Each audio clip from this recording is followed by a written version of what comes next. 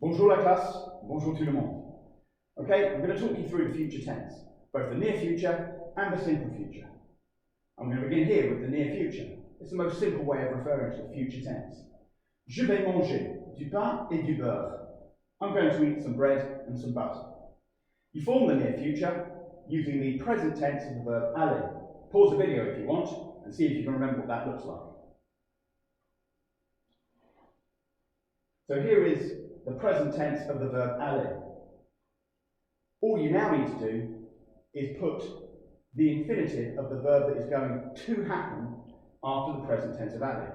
You can't go wrong, there are no irregular verbs, but be careful with reflexive verbs.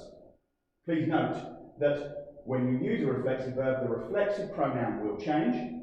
Je vais me laver, tu vas te laver, and note the position of that reflexive verb.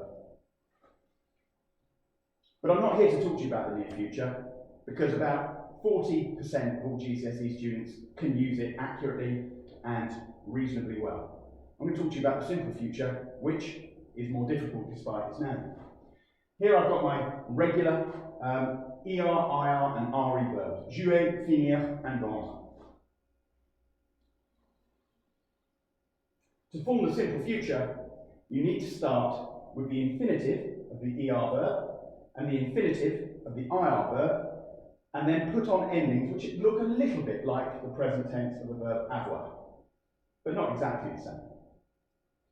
With RE verbs, you need to lose the E from the infinitive and then put the same endings on. You'll notice that the endings are exactly the same for each of these three verbs.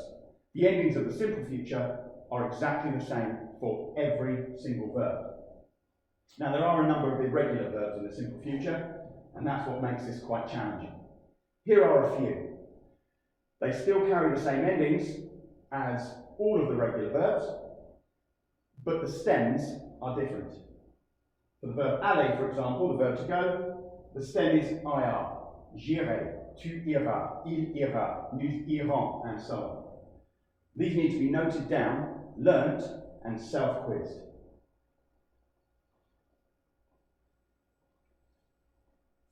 Terminé.